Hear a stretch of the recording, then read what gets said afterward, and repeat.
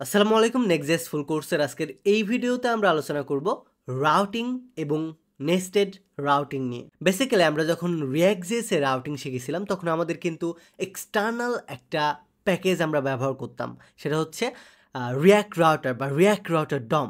But যখন এটা আসে নেক্সট.js-এ তখন কিন্তু ডিফল্টভাবে আমাদের নেক্সট.js-এই রাউটিং সিস্টেমটা দেওয়া আছে, যার কারণে আমাদের এক্সটার্নাল কোনো লাইব্রেরি বা এক্সটার্নাল কোনো প্যাকেজের ব্যবহার করার দরকার নেই। সো নেক্সট.js বর্তমানে যে রাউটিং সিস্টেমে চলতেছে এটাকে বলা হয় ফাইল সিস্টেম বেস রাউটার। এই ফাইল বেস রাউটিংটা শুরু হয়েছে নেক্সট.js 13-এর পর থেকে।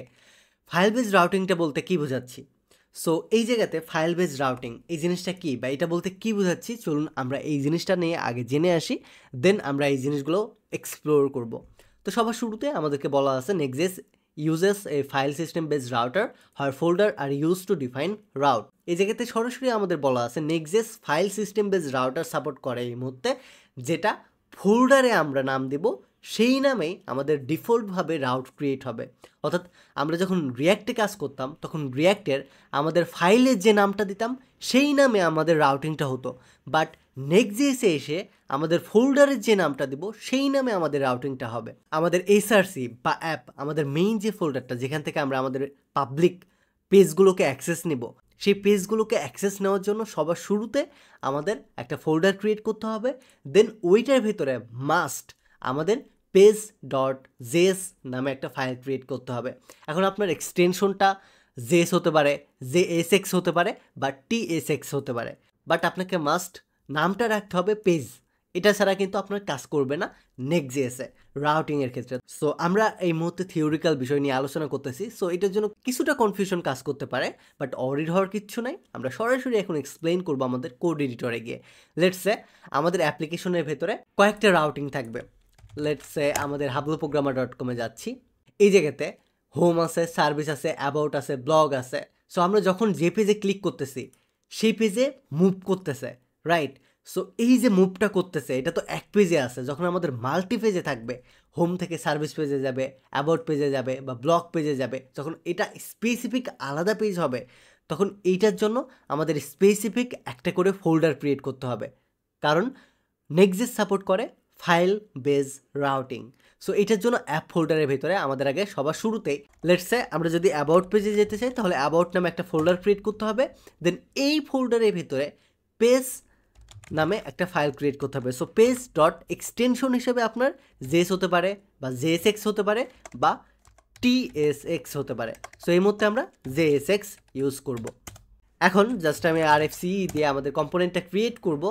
অ্যান্ড যদি রান করি আমি এখন আমাদের ফাইলে গিয়ে অ্যান্ড অ্যাবাউটে যদি যাই, আমি দেখতে পাবেন আমাদের দেখাচ্ছে পেজ। এই জায়গা থেকে আমরা পেজের পরিবর্তে যদি এই জায়গাতে গিয়ে যদি ডিক্লেয়ার করতাম দিস ইজ অ্যাবাউট পেজ, তাহলে কিন্তু এই জায়গাতে আমাদের সেম জিনিসটাই শো করতো। দেখেন আমাদের নর্মালি প্রথম যে পেজটা আছে, প্রথম পেজটা হচ্ছে হোম পেজটা হচ্ছে এইটা, এবং যখনই আমরা এই জায়গাতে যাব অ্যাবাউট লিখবো অর্থাৎ আমাদের ফোল্ডারের নামটা লিখবো তখন আমাদের অ্যাবাউট পেজটা আসবে।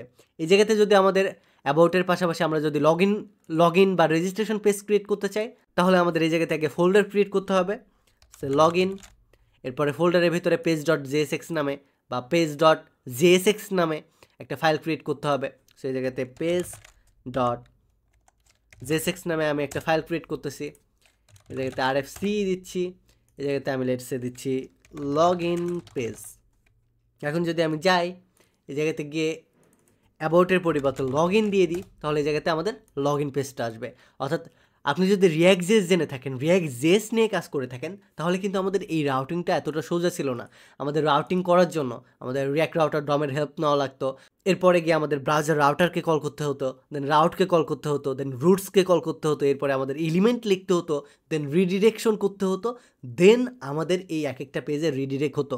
বাট নেক্সট.js এসে সিম্পল, কোনো কিছু করার দরকার নাই। আপনি পেজ ক্রিয়েট করতে চান, আপনি রাউট করতে চান, জাস্ট আপনি অ্যাপ ফোল্ডারের ভিতরে আসেন, যেই নামে পেজটা ক্রিয়েট করতে চান, অর্থাৎ আপনি আপনার এই ইউআরএল থেকে যে নামে এটাকে অ্যাক্সেস নিতে চান সেই নামে আপনি ফোল্ডার ক্রিয়েট করবেন।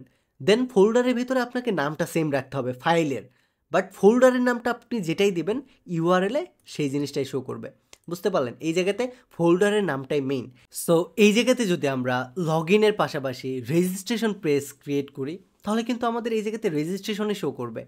এখন যদি আমরা যাই অ্যাপ ডিরেক্টরির ভেতরে ফোল্ডার ক্রিয়েট করি রেজিস্ট্রেশন নামে এবং এইটার ভেতরে যদি আমরা ফাইল ক্রিয়েট করি page.jsx নামে এবং এখানে যদি আমরা আমাদের কম্পোনেন্টটা ক্রিয়েট করি এই জায়গাতে যদি বলে দিই দিস ইজ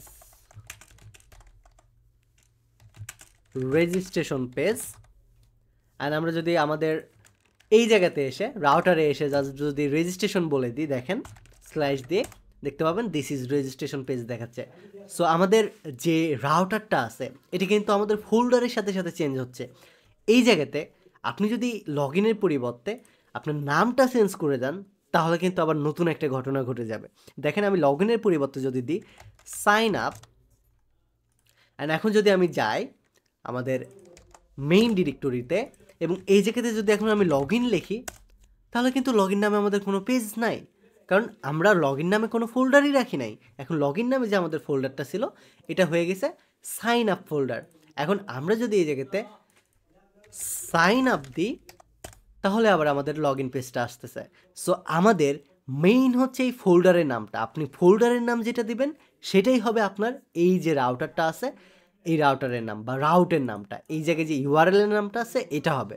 আপনার ফাইলের নাম কি দিচ্ছেন এটা মিটার করে না, আপনার ফোল্ডারের যে নামটা দিচ্ছেন এটাই মিটার করবে। সো আপনার ওয়েবসাইটে যদি 100টা পেজেস থাকে 100টা পেজে যদি আপনার রিডিরেকশন করতে হয় বা রাউটিং করতে হয় তাহলে 100টাই ফোল্ডার ক্রিয়েট করতে হবে।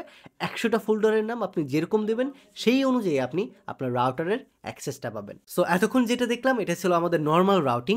এখন আমরা কথা বলবো আমাদের নেস্টেড রাউটিং নিয়ে। সো রাইট নাও আমরা কথা বলবো নেস্টেড রাউটিং নিয়ে।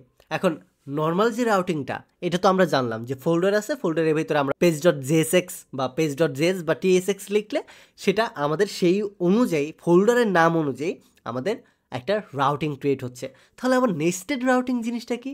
সো নেস্টেড রাউট জিনিসটা হচ্ছে রাউটারের ভেতরে রাউটার, অর্থাৎ আপনার লেটসে আমাদের যে ওয়েবসাইটটা এই ওয়েবসাইটে হোম সার্ভিস, এই সার্ভিসের ভেতরে আবার রাউটিং থাকতে পারে। যেমন সার্ভিসের ভেতরে আসলাম এই জায়গাতে লার্ন কোডিং, লার্ন কোডিংয়ে যখন আমরা ক্লিক করব তখন লার্ন কোডিং নামে নতুন আরও একটা পেজ ওপেন হবে, অর্থাৎ একটা পেজের ভেতরে আরও একটা পেজ বা একটা পেজের ভেতরে 1000টা পেজ থাকতে পারে, রাইট? সো এই যে কাজটা হচ্ছে একটা স্পেসিফিক পেজের ভেতরে যখন আরও আমরা পেজ ক্রিয়েট করব তখন তাকে বলা হয় নেস্টেড পেজ।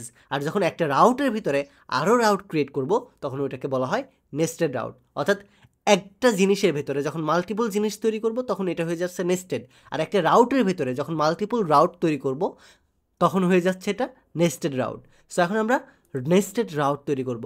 লেটসে আমাদের এই সাইন আপ পেজের ভেতরে এখন আমরা সাইন ইন পেজ তৈরি করব, তাহলে কিন্তু এটা হয়ে যাবে আমাদের নেস্টেড রাউট। শুরুতে আমাদের সাইন আপ হচ্ছে একটা রাউট, এইটার ভিতরে সাইন ইন হচ্ছে আরও একটা রাউট।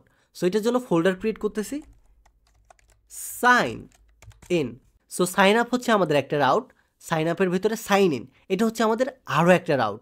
এই সাইন ইনের ভিতরে এখন আমাদের ফাইল ক্রিয়েট করতে হবে page.jsx এবং এই জায়গাতে এসে আমি জাস্ট RFC দিয়ে আমাদের কম্পোনেন্টটা ক্রিয়েট করব। এই জায়গাতে জাস্ট আমি বলে দিব সাইন ইন পেজ। এখন যদি আমি যাই অ্যান্ড আমাদের ওয়েবসাইটে গিয়ে রিলোড করি, সাইন আপে যদি যাই আমরা দেখতে পাচ্ছি শুধুমাত্র আমাদের লগ ইন পেজ শো করতেছে, যেটা আমাদের জাস্ট সাইন আপের যে আমাদের যেটা আমাদের সাইন আপের রাউটারটা ছিল এই পেজটা শো করতেছে, বাট আমাদের সাইন ইন শো করতেছে না কেন? কারণ এটা হচ্ছে আমাদের নেস্টেড রাউট। আমাদের নেস্টেড রাউটে যদি আমরা অ্যাক্সেস পেতে চাই তাহলে আমাদের ফোল্ডারের ভিতরে স্ল্যাশ দিয়ে আবার যে ফোল্ডারের নামটা আছে ওইটা লিখতে হবে। সো আবার কী নাম আছে আমাদের একটু বলার চেষ্টা করেন, বলেন। হ্যাঁ, এটার নামটা আছে আমাদের সাইন ইন। সো এখন যদি আমি সাইন ইন দিই দেখতে পাচ্ছেন আমাদের সাইন ইন পেজটা আছে। অর্থাৎ আমরা যদি নেস্টেড রাউট ক্রিয়েট করি তাহলে শুরুতে আমাদের প্যারেন্ট যে ফোল্ডারটা আছে ওই ফোল্ডারের নাম লিখতে হবে, দেন আমাদের চাইল্ড যে ফোল্ডারটা ক্রিয়েট করছি সেই ফোল্ডারের নামটা লিখতে হবে।